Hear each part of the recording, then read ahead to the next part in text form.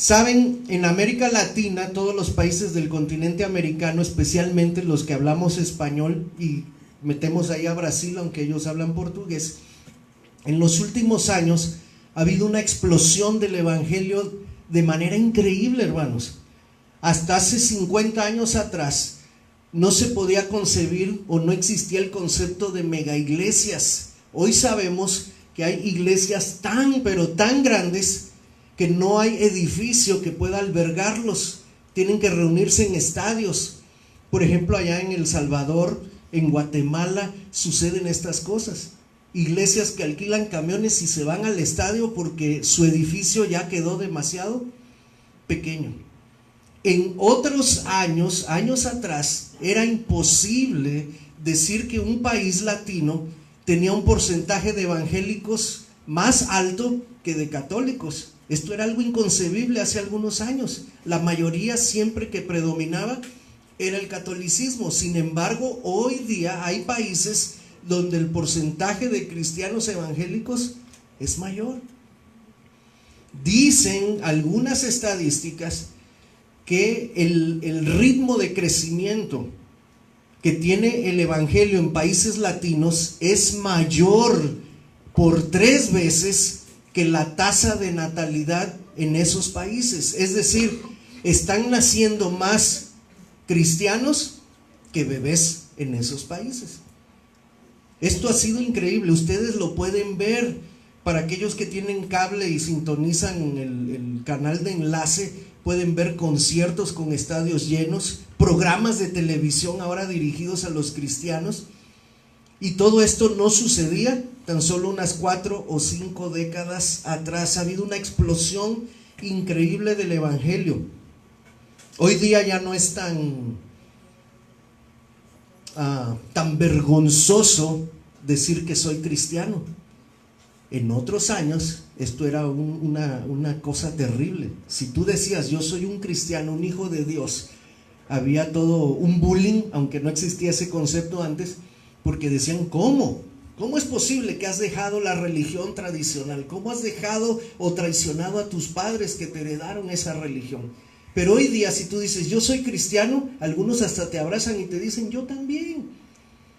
Es más fácil, por decirlo así, ser cristiano hoy día, por la explosión que ha habido en los últimos años. El evangelio ha crecido de una manera increíble en América Latina. Esa es la buena noticia.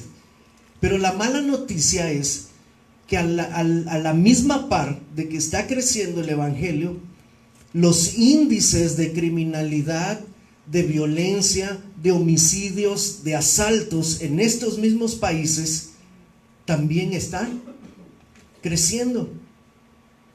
Y yo me pregunto, ¿cómo es posible que si ahora somos más cristianos, los índices de criminalidad, de violencia, de asalto y todo esto, en vez de bajar, estén subiendo? ¿Por qué está pasando esto? ¿Por qué no se nota un cambio, una transformación? La mejor noticia que el evangelio de Cristo tiene es que el evangelio produce un cambio de vida. Se supone que si en los países la presencia cristiana y en las ciudades va creciendo, debería entonces de notarse con un índice de criminalidad que fuera más bajo, con violencia intrafamiliar que fuera más baja, que las cárceles se fueran vaciando, ¿no?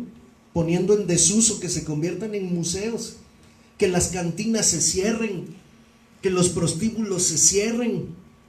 Pero pareciera que este evangelio que ha hecho una explosión no está trayendo ese cambio de vida. ¿Qué está pasando?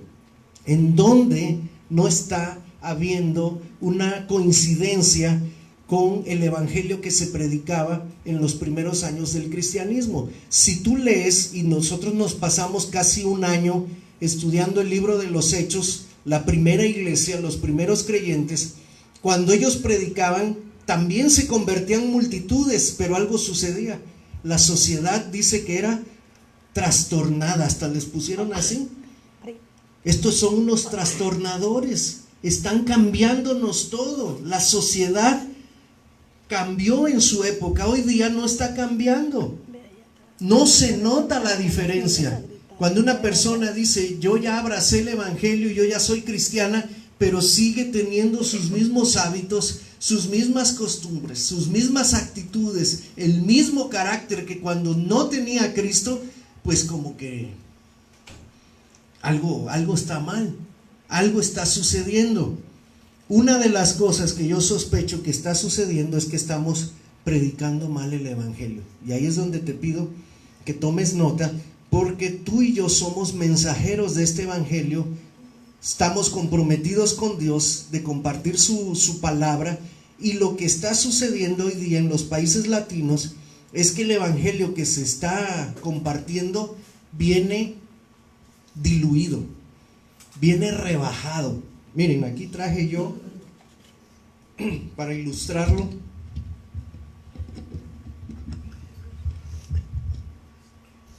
¿de qué es esta medicina? Benciefredil, dice. Bueno, es dextrometorfano, es para la tos. Esta debería de tomármela yo ahorita. Pero bueno, ¿te acuerdas de los jarabes? ¿Cómo saben los jarabes? ¿A ti sí te gusta? Normalmente los jarabes para la tos o para cualquier otra cosa tienen un saborcito no muy agradable, ¿verdad?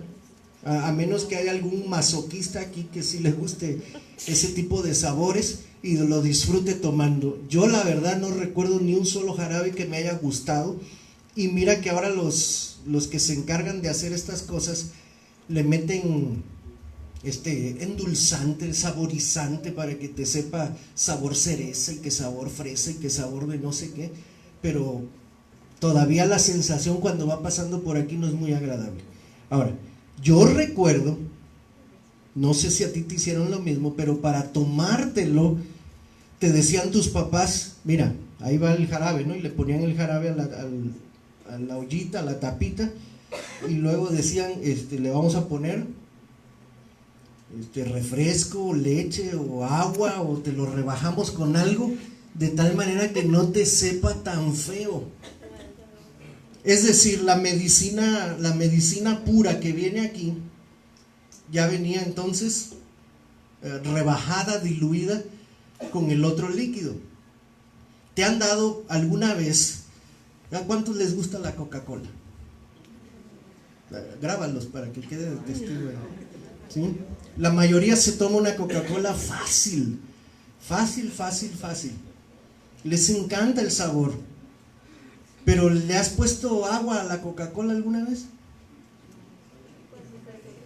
¿Cambia o no cambia el sabor? O ahora que hace mucho calor, que empiezan los calores, y le metes el hielo y la descuidas un ratito, no te la tomas rápido, los hielos se van diluyendo, o sea, se vuelve agua, y entonces cambia, ¿sí o no cambia?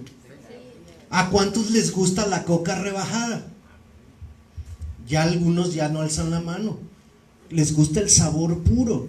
¿Qué está sucediendo hoy día? El evangelio puro que Jesús nos dejó, que debíamos compartir, lo hemos ido diluyendo, lo hemos ido rebajando, de tal manera que sea un evangelio cómodo y un evangelio que suene bonito a los oídos de los que están escuchando.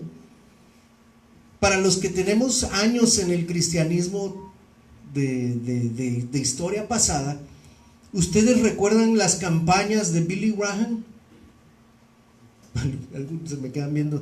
Algunos dicen, ¿quién es Billy Graham? ¿No? A lo mejor. Pero sí oyeron hablar de Billy Graham. Llenaba estadios, compartía la palabra y muchas almas se convertían. Él lo hacía en los Estados Unidos, en los países más anglos. También venía a los latinos con traductor. Acá en los países latinos, el que hizo más o menos esa tarea fue Luis Palau. Campañas de evangelismo, así se llamaban. Yo recuerdo haber ido a algunas en Veracruz y así se anunciaban. ¿Qué se hacía allí? Había un coro o había un grupo que cantaba, y después de eso venía como una hora u hora y media de pura predicación de la palabra y luego se hacía el llamado. Hoy día las famosas campañas de evangelismo han sido transformadas en campañas de sanidad, campañas de liberación, campañas de milagros, conciertos de alabanza, y hay mucho canto, hay mucho show, hay mucho de todo. ¿Y cuánto de palabra? Muy poquito. Y cuando se comparte el famoso evangelio, se le dice a la gente: mira, ven a Cristo y todo vas a tener solución. Cristo te ama, Cristo te está buscando, Cristo está tocando a la puerta de tu corazón. No seas malito, ábrele, pobrecito. Este evangelio parece que Cristo necesita de nosotros. En este evangelio parece que el protagonista somos nosotros. Hemos diluido para que quede bonito y accesible a la gente. La misma Biblia dice que en los últimos tiempos la gente va a tener mucha comezón de oír. Mucha comezón. Pero eso la comezón es algo que es temporal. Después de una rascadita, pues ya se te quita y se te olvida.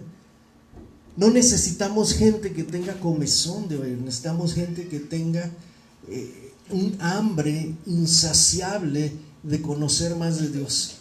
Pero muchas veces la culpa la tenemos nosotros al presentarles un evangelio demasiado sencillo. Hemos diluido y rebajado el evangelio para acomodarlo al egocentrismo humano. Como dije, las campañas que antes eran de evangelismo se volvieron de sanidad. ¿Por qué? Porque la sanidad es algo, una necesidad que está presente en la gente y que atrae a las personas. Si tú pones un cartel ahí en la carretera que diga: Dunamis, campaña de sanidad y milagros de tal a tal día, yo creo que sí vendría gente.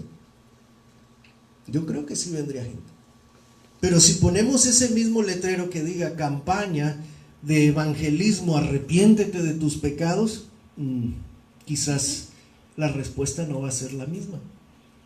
La gente no quiere oír sobre eso, no quiere un mensaje que le incomode, quiere algo que le agrade, que le cause satisfacción solamente en sus oídos, aunque no llegue hasta su corazón. Y eso no es lo que Jesús nos mandó a predicar. Y aunque el evangelio, el cristianismo ha crecido en nuestros países, pareciera ser que este cristianismo no es tan fuerte como el cristianismo de los primeros años que leemos en la Biblia, en el libro de Hechos. No estamos transformando las comunidades, no está cambiando la sociedad, es más, no estamos cambiando ni siquiera nosotros mismos, que es por donde debería empezar el cambio. Vamos a ver qué es lo que está fallando, cuáles son los dos aspectos que yo creo está sucediendo que propician esta situación. La mejor noticia que el evangelio tiene es que Cristo ofrece una vida diferente, una vida transformada y un nuevo comienzo. Esa es la gran noticia. ¿Qué es lo que está fallando? Vayamos a Lucas 24.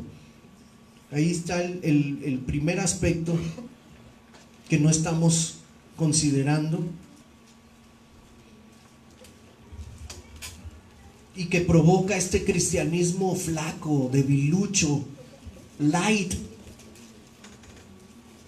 que no es capaz, que no tiene el poder de transformar a las personas y a las comunidades enteras. Ahí en esa historia, Lucas 24, a partir del verso 13, se narra aquel encuentro que el Jesús resucitado tuvo con dos discípulos, dos seguidores de él. Fíjense, estamos hablando de gente que ya era seguidora de Jesús, pero que después de los acontecimientos de la cruz estaban tan desanimados que decidieron retirarse a una aldea que estaba cercana a Jerusalén llamada Emaús. Dice que mientras iban de camino hacia ese lugar, ellos iban platicando, iban tristes, iban con dudas, iban confusos. Decían: nosotros teníamos puesta nuestra esperanza en Jesús. Nosotros creíamos que este era el Mesías que estábamos esperando, y mira cómo terminó todo, ahí en la cruz, enterrado en la tumba. Ya son 3 días, aunque hemos oído que las mujeres dicen que le vieron, nosotros pues no lo hemos visto. Y aquí estamos, ¿verdad? Con nuestra tristeza, con nuestro dolor, con nuestra frustración. Así es como ellos iban de camino a Emaús. ¿Qué sucede? Que mientras ellos iban hablando, Jesús mismo se les aparece en el camino y se les une.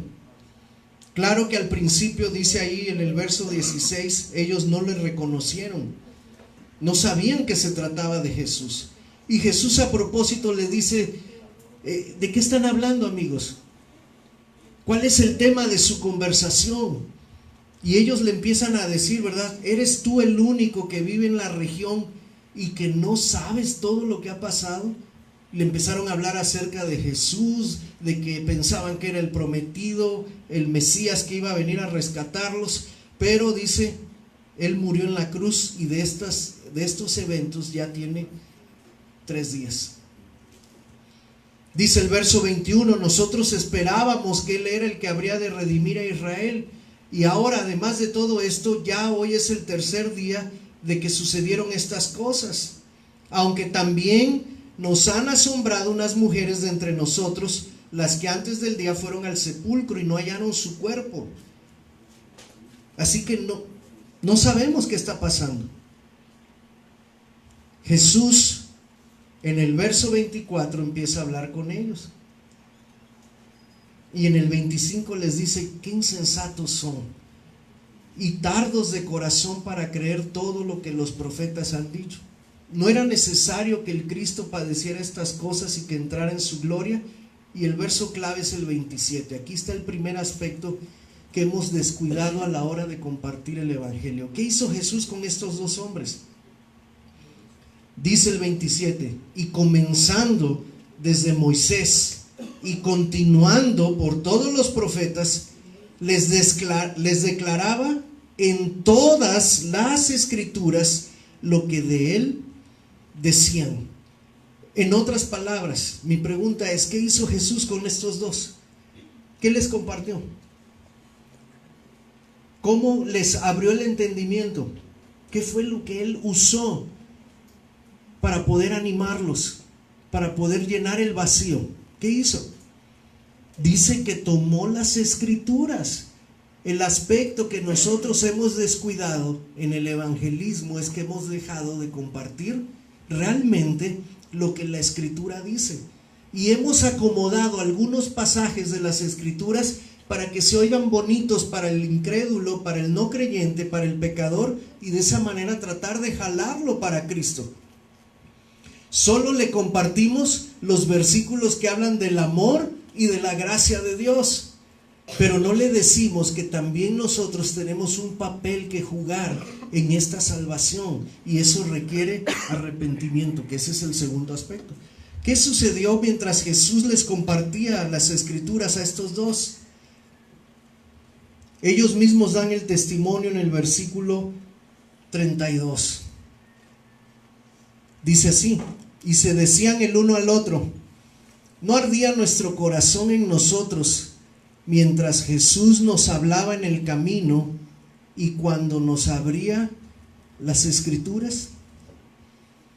Muchas veces en nuestro evangelio dejamos de lado la escritura, en el discipulado dejamos de lado la escritura y preferimos solamente hacer otras cosas sin recordar que esta palabra es vida. Lo que la gente necesita no es tanto una sanidad o un milagro o una liberación. Lo que necesitan es recibir la palabra del Señor. ¿Quién se las va a compartir? ¿Quién se las va a hacer entender? Ahí es donde entramos nosotros. La Biblia no es aburrida.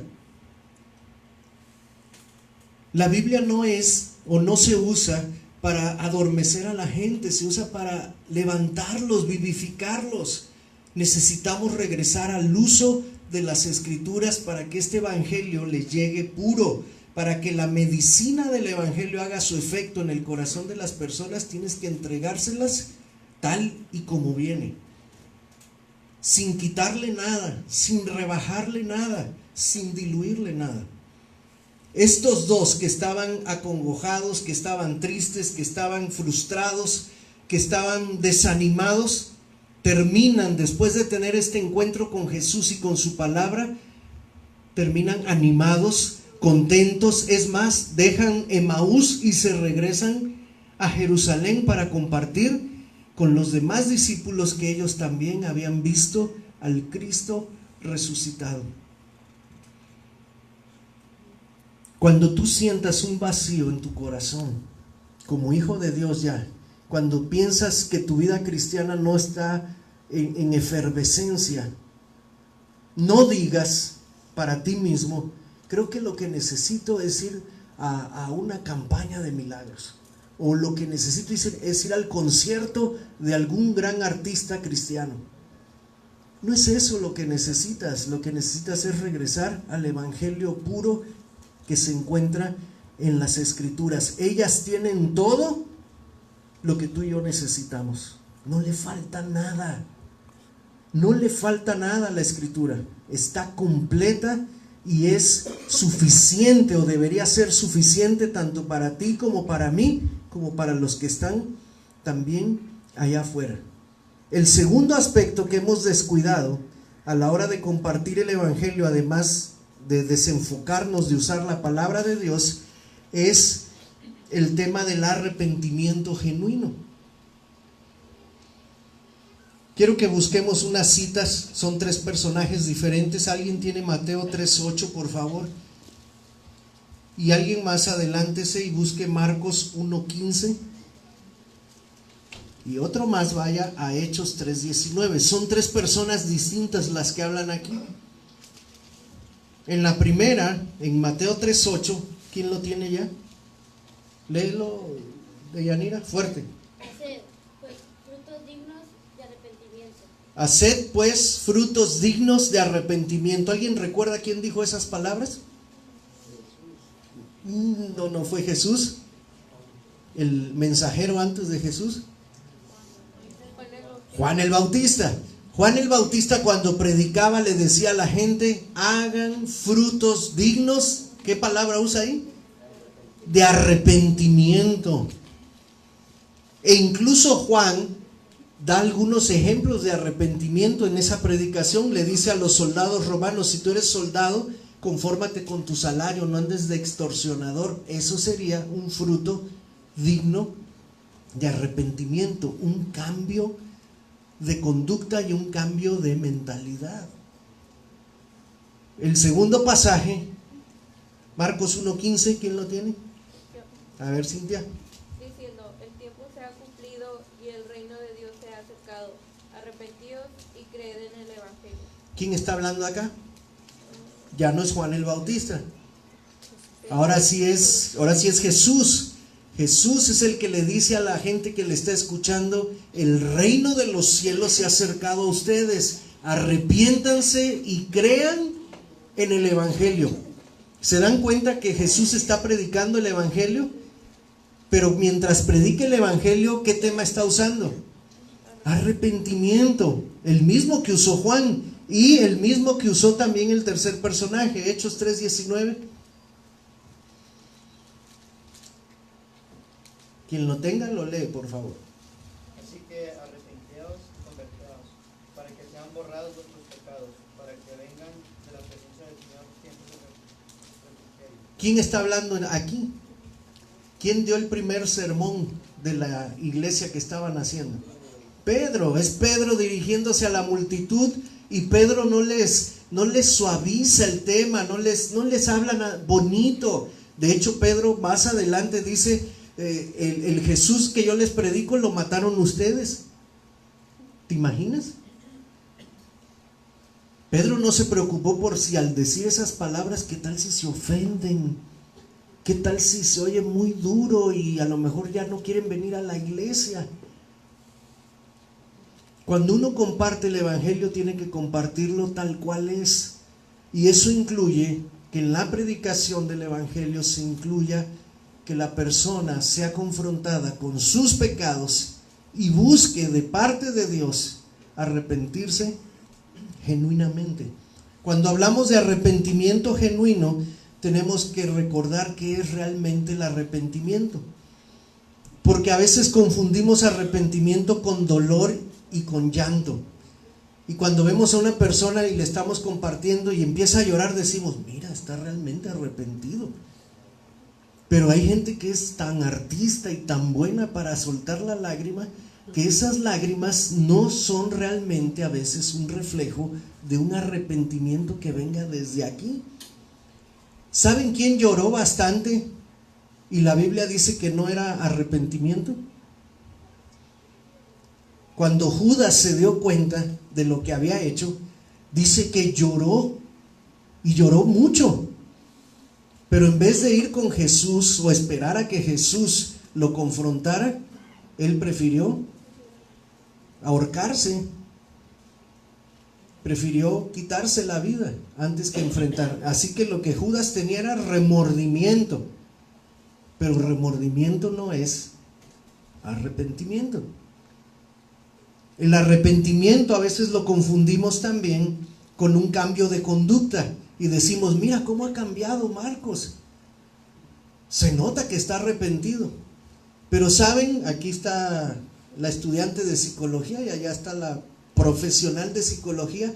La psicología te puede ayudar a hacer algunos cambios de conducta bien rápido con unas técnicas y sus rollos que ellos usan, y de alguna manera te pueden inducir a que tú hagas algunos cambios de conducta. Pero eso no quiere decir que la persona esté consciente de sus faltas, de sus errores, y que los cambios los haga producto de un arrepentimiento. Lo hace porque lo están condicionando. Así que no confundamos arrepentimiento ni con tristeza, con dolor, con llanto, con cambios de conducta temporales. Tampoco el arrepentimiento puede ser selectivo. Tú no puedes decirle a Dios, Dios, yo confieso delante de ti que he pecado haciendo esto en mi vida, pero también he hecho esto otro que es malo, pero de esto no quiero arrepentirme, nomás me arrepiento de este. O te arrepientes de todo, o no estás realmente arrepentido. ¿Les ha tocado encontrarse con personas así? Que dicen, sí, yo reconozco que pues golpeé a mi esposa y eso es malo. Pero oiga, usted también necesita confesar que le gusta la tomadera. Pues sí, pero ese yo no lo veo tan malo. No se puede. No se puede. O cumplimos cabalmente con todo lo que Dios dice en su palabra. No podemos escoger de qué sí arrepentirnos y de qué no. Y tampoco confundamos el arrepentimiento con la autojustificación. Cuando una persona realmente está arrepentida, no busca excusas en la actuación de los demás. Cuando una persona está arrepentida, dice, soy culpable, y me quedo callado, venga lo que venga. Pero cuando una persona dice, estoy arrepentida, pero es que si tú no me hubieras gritado, pero es que si tú no me hubieras dicho, pero es que si tú no hubieras hecho esto otro, entonces esa persona realmente no está arrepentida. Hay que tener cuidado. ¿Qué sí es arrepentimiento? Arrepentimiento es la revelación que da la palabra de Dios a nuestra mente y a nuestro corazón de qué tan grave es nuestro pecado. ¿De qué tan grave es nuestro pecado? Repítelo conmigo o escríbelo. Si te es mejor, escríbelo. Arrepentimiento es la revelación dada por la palabra de Dios que nos muestra qué tan grave es nuestro pecado y nuestra condición delante de Dios. Si tú nunca has experimentado esto, hermano, lamento decirte que quizás tú nunca has llegado a un arrepentimiento genuino. Si a ti nunca te ha dolido tus pecados delante de Dios, Si nunca le has dicho a Dios en oración, ahí en lo íntimo, Dios, soy inmerecedor de tu gracia. Lo que yo hice fue terrible. Fue como darte una bofetada en el rostro. Fue como tomar el mazo y volverte a clavar ahí en la cruz. Lo que yo hice no era digno de ser perdonado. Me duele, me entristece. Pero más que eso, quiero cambiar. No quiero ser la misma persona. Cuando tú llegas hasta ese punto donde te das cuenta de qué tan malo eres, es solo allí cuando puede empezar el proceso de ser transformado. Pero mientras uno cree que le está haciendo un favor a Dios con aceptarlo, entonces ni tú ni yo hemos empezado ese proceso de transformación.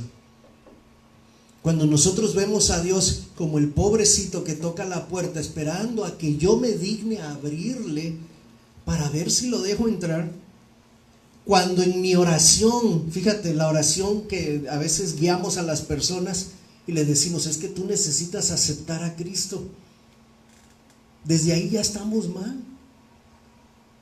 Yo no soy el que acepta a Cristo, es Cristo el que me acepta a mí. Yo soy el que tengo que venir de rodillas, tocar a la puerta de Él y decirle, Señor, acéptame como tu hijo. Yo no merezco ser llamado tu hijo, pero vengo delante de ti a suplicar misericordia. ¿Te acuerdas del leproso aquel que se acercó con Jesús? Del centurión romano, dice, yo no soy digno ni siquiera de ponerme cara a cara contigo. El leproso le dijo, Señor, y de lejitos, ¿verdad? Porque sabía que lo podían apedrear, Señor, si tú quieres, puedes limpiarme.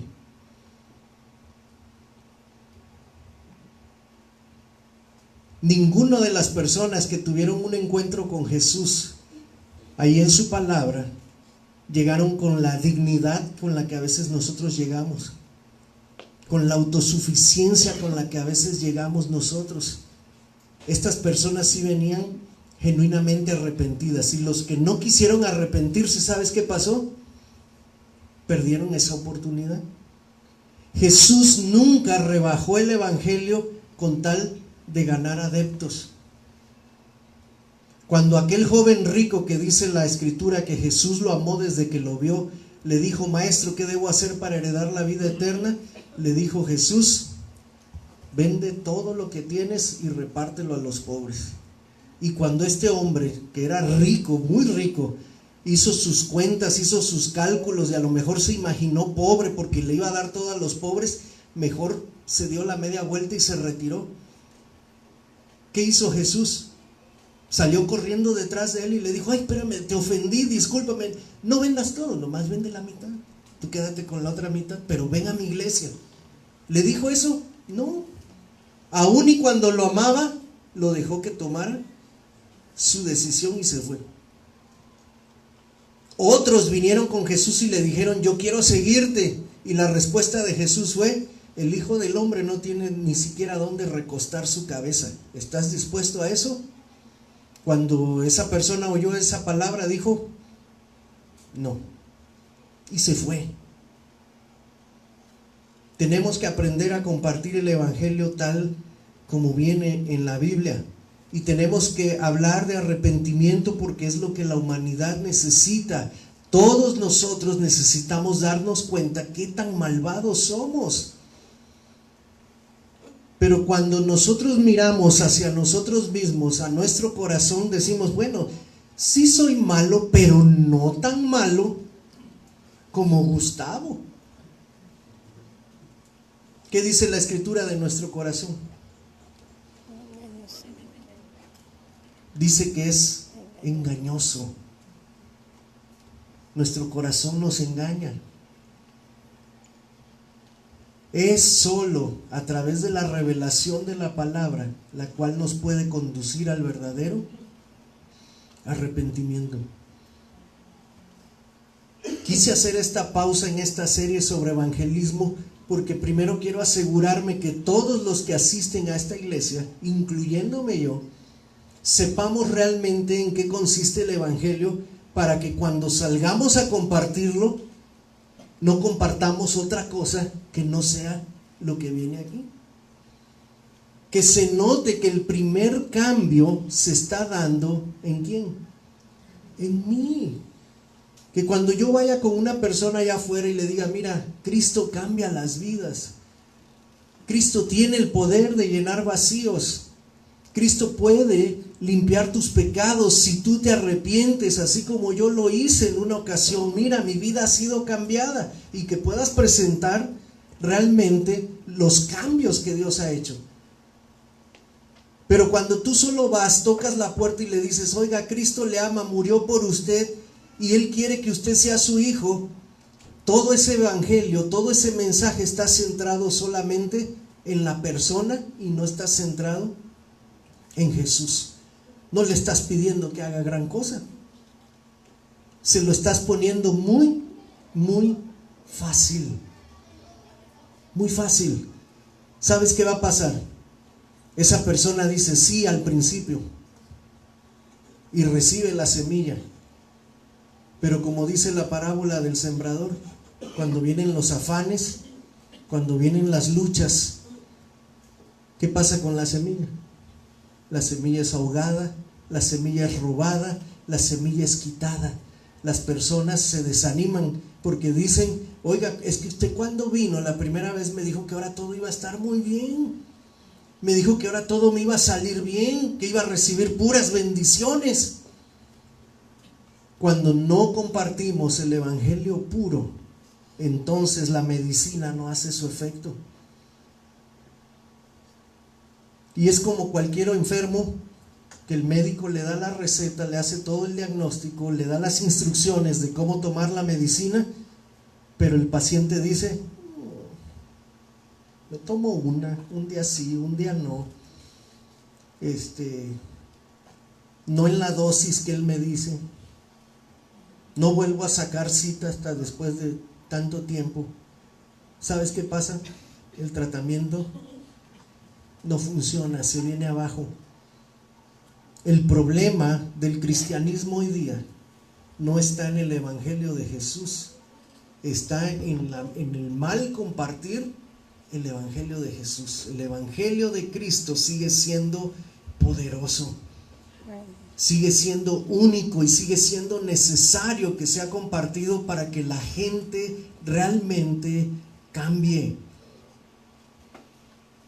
Yo quiero invitarte a que sigas viniendo los próximos domingos para que sepas cómo compartir este evangelio, para que tú puedas ser un mensajero de ese evangelio, pero más que mensajero, seas tú un modelador del evangelio. Cuando hablo modelador, quiere decir alguien que lo está viviendo en carne propia y que puede ser ejemplo a cualquiera que lo esté observando. Que la gente diga de ti, yo llegué a conocer a César. No, hombre, ese César era tremendo y le contestaba a su mamá y era, no era bien destrampado, no quería ayudar en el puesto, grosero. Pero de un tiempo para acá se ve que ese muchacho algo le ha pasado. Se volvió servicial, aquí lo vemos. Esos son los frutos dignos de arrepentimiento. Esos son los cambios que el evangelio produce. Si el evangelio que llegó a tu vida no ha producido esos cambios, entonces a lo mejor te llegó un evangelio rebajado con agüita y tú dijiste, venga, ese sí lo acepto porque viene light, viene ligerito, tiene buen sabor y se oye agradable a mis oídos. Si no ha habido cambios profundos en tu vida, a lo mejor es buen tiempo hoy. Fíjate bien, a lo mejor es buen tiempo hoy para que hagas un repaso de tu vida cristiana y digas, se me hace que yo necesito reaceptar el evangelio, pero el verdadero, el que cambia las vidas. Ese es el que yo quiero, porque ese es el que quiero también salir afuera a compartir. No quiero darle a la gente solo lo que ellos quieren oír, quiero decirles lo que Dios dice en su palabra. Qué bendición será cuando veamos gente que está creciendo en la fe, que está creciendo en su conocimiento de Dios, porque está acercándose a las Escrituras y está también arrepintiéndose cada día de todas aquellas cosas que el Espíritu Santo le va revelando que están equivocadas a la luz de la palabra. Cuando eso suceda, el Evangelio va a estar produciendo frutos de manera automática, de manera natural, aquí entre nosotros. Y la gente afuera se va a dar cuenta, pero no solo los de afuera. ¿Sabes quiénes más se van a dar cuenta? ¿Quién? Nosotros mismos, los de aquí adentro. Porque ya medio nos conocemos, ¿verdad? Ya decimos, no, hombre, que este hermano está tremendo en esto. Pero también esos frutos los vamos a ver nosotros y vamos a ser bendecidos con esos cambios. Cierra tus ojos, hermano. Como decía en las últimas predicaciones, nos espera un buen verano, trabajando, sirviendo al Señor.